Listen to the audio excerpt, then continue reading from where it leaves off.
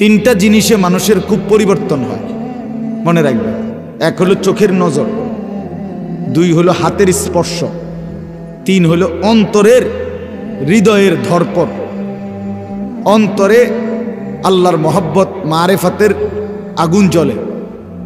তো কোনো হক্কানি রব্বানি মুত্তাকি আলেম আল্লাহওয়ালা বুজুর্গ এরকম কেরো চোখের দৃষ্টি, হাতের স্পর্শ, এরপরে অন্তরের ধড়পড়, হৃদয়ের একটা নড়াচড়া আছে, অন্তরে একটা ধড়পড় আছে, ধারকান, হৃদ স্পন্দন। এইটা যখন চলতে থাকে হার্টবিট, তো কোনো নেককার আল্লাহওয়ালা, কোনো মুত্তাকি ফরহেজগার বুজুর্গ আলেম, ওনার চোখের নজর যখন কারো উপরে পড়ে তার জিন্দিগি বদলায়। ওনার হাতের স্পর্শ মুছে দিছে, ছুঁয়ে দিছে, দোয়া করে দিছে, এরকম যদি হাতের স্পর্শ লাগে তার জিন্দিগি বদলায়। আর ওনার কাছে যখন বসে তখন ওনার হৃদয়ের যে ধড়পড়, আল্লাহর মহব্বত আর মারেফত যে ভিতরে আছে, এটার কাছে বসলে আল্লাহর কুদরতে ওই ব্যক্তির অন্তরেও আল্লাহর মহব্বত ট্রান্সফার হয়। এজন্য পরিবর্তনের জন্য এটা জরুরি, এটা জরুরি। গল্প শুনে, কাহিনী শুনে কিংবা শুধু মোবাইল দেখে দেখে পরিবর্তনের সম্ভাবনা খুবই কম। জীবন্ত সাহচর্য, সংস্পর্শ, এটা লাগবে, সান্নিধ্য। এজন্য সবসময় মনে রাখবে, আমি প্রতিদিন বলি, কম লোক হোক বেশি লোক হোক, আমার এটা নিয়ে কোনো মাথা ব্যথা নেই, কোনো মাথা ব্যথা নেই। একজনের কাছে বললো আল্লাহর কথা, 1 কোটি মানুষের কাছে বললো আল্লাহর কথা। আর আল্লাহ গ্রহণ করলে একজনের কাছে বললো লাভ, আল্লাহ গ্রহণ না করলে 1 লক্ষ মানুষের কাছে বললেও কোনো লাভ নাই। 1 লক্ষ মানুষ সম্মান করে আমারে আলগি দিয়া সান্দিনা নিয়ে দিয়ে আইল, আল্লাহ তাআলা বললেন আমি নিলাম না। হ্যাঁ, তখন কি আর কোনো 2 পয়সার মূল্য আছে কোনো? কাজে এখানে সংখ্যা কোনো বিষয় নয়, সংখ্যা কোনো মূল আলোচনা। আল্লাহ গ্রহণ করলেন কিনা এটা দেখার বিষয়। এজন্য পরিবর্তনের জন্য সবসময় মনে রাখবেন, আমি প্রত্যেক দিন বলি, এই যে সমস্ত মুরব্বী, সাফ কথা, রাগ হবেন না, মাঝ বয়সী মুরব্বী যারা জুমার নামাজের দিন ইমাম সাহেব বয়ান করে, উনি 30 বছর ধরে প্রথম কাতারে নামাজ পড়ে, কিন্তু গিয়া বইয়েই জুরানি শুরু করে। যতক্ষণ হুজুর ওয়াজ করে এবড়া ততক্ষণ জুরায়। এই লোক, এই বুড়া মিয়ার জীবনে পরিবর্তন হয় না, এবড়া অনবিরিয়ে খায়। আপনি কি গিয়া দেখেন, উনি সাদওয়ানে বইয়া টেলিভিশনে নাচ গান নর্তকীর ছবি দেখে। এখনো কথা কইতে লাগলে আক করলেই গাইলা, এখনো সুদের টাকা, কিস্তির টাকা, এই অসভ্য নিকৃষ্ট টাকা, হারাম টাকা প্রতি উনার এখনো ঘৃণা জন্মায় না।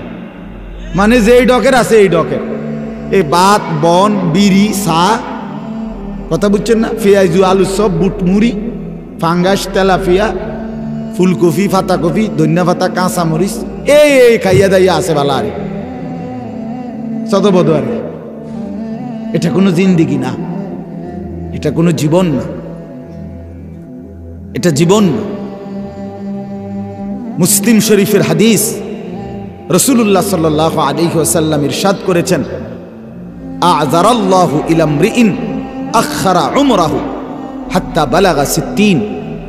নবী সাল্লাল্লাহু আলাইহি ওয়াসাল্লাম বলেন, আল্লাহ তাআলা যাকে বয়স লম্বা করে 60 মানে 60 বছর পর্যন্ত পৌঁছিয়েছেন, কত? তবুও যে আল্লাহর নাফরমানি ছেড়ে জাহান্নাম থেকে মুক্তি নিতে পারে নাই, খোদার কসম নবী বলছে, হাসরের ময়দানে ওই বুড়া মানুষটা যদি জাহান্নাম থেকে গুনাহমুক্ত হয়ে দুনিয়ায় থাকতে আল্লাহর কাছ থেকে মাফ নিতে পারে নাই, জান্নাতের আমল করতে পারে নাই, তাহলে হাসরের ময়দানে দাঁড় করাইয়া এই বুড়া মানুষ আল্লাহর সামনে একটি শব্দ একটি আপত্তি, একটি কথা বলার কোনো সুযোগ মিলবে না, দাঁড় করাইয়াই ফিডা লইব। হ্যাঁ, সাফ কথা, দাঁড় করাইয়াই ফিডা দিবে আল্লাহ। ফিট তারে 60 বছর, তবুও সাদোয়ানে বৈশা রাক্ষসের মতো চোখ বড় বড় করে বেডির নাচ চাইতো। শরম কম, হায়া কম, লজ্জা কম, অনুভূতি কম। নাহলে 60 বছর কত লাশ, কত জানাজা। আপনি এখন জিজ্ঞাসা করেন একজন 60 বছরের মুরব্বী, আপনি কি এই জীবনে মোট 2টা জানাজা পড়ছেন? বলেন, ইনসাফের কথা বলেন। 60 বছরে আপনি কত জানাজা পড়লেন, কত লাশ দেখলেন, কত মানুষের মৃত্যু দেখলেন? এত লাশ, এত জানাজা, এত মৃত্যু, এত কবর, কিছুই আপনারে আল্লাহর কথা মনে করাইতে পারলো না? আপনারে কবরের ভয় দিতে পারলো না? ওমা, আপনি কি শক্ত মানুষ, আপনি অনবিরি খান। কথা বলেন না কেন? না না না, অযৌক্তিক হলে প্রতিবাদ করেন, আমি বন্ধ করে দেব কথা। বলেন, ইনসাফের কথা বলেন। 60 বছর ভিতরে আপনার হায়ার শরম আসে নাই? কখন আসবে? কখন আসবে? আপনি এখনো কেমনে সুদের টাকা গণেন? এখনো কেমনে আপনি কিস্তির টাকা গণেন? এখনো কেমনে আপনি চা দোকানে টেলিভিশনের নাচ গান দেখেন? আপনি মরবেন না? আলাম ইয়ানি লিল্লাযীনা আমানু আন তাখশা কুলুবুহুম লিযিকরিল্লাহ। আল্লাহ তাআলা কোরআনে বলেন, আমার মুমিন বান্দা, আমি আল্লাহর স্মরণ, আমার জিকির, আমার বন্দিগির জন্য তোমার মনটা, দিলটা নরম করবার সময় আজও কি আসেনি? আজও হয়নি? আলাম ইয়ানি, এই বান্দা, আজও হয়নি? মরবা না তাইলে? কবরের কথা তাইলে আর মনে পড়বে না? আল্লাহর স্মরণ তাইলে আর আসবে না? গুনাহ আর ছাড়বা না তাইলে? বলে আল্লাহ জিজ্ঞেস করছে, ইকতারাবা লিন্নাসি হিসাবুহুম ওয়া হুম ফি গাফলাতিন মুরিদুন।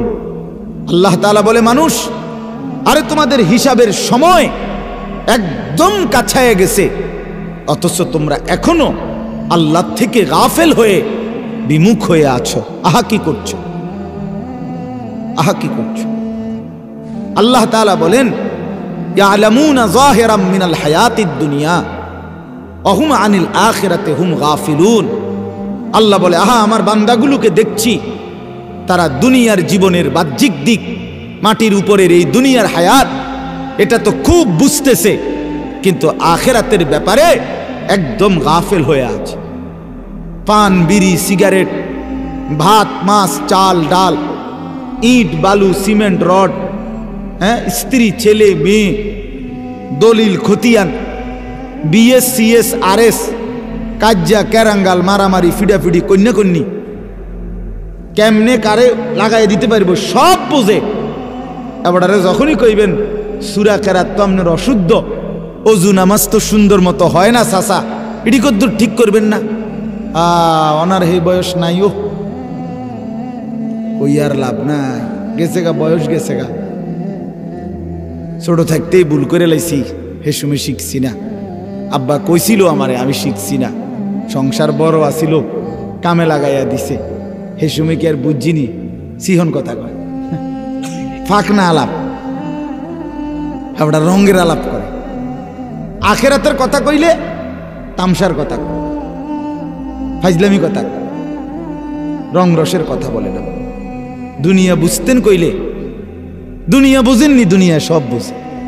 90 বছর আমনে গিয়া কানের কাছে কইবেন যে ফুপ দিগের বাড়ির লগে দিয়া 10 শতক ছাইড়া দিলাম বলে লইবেননি?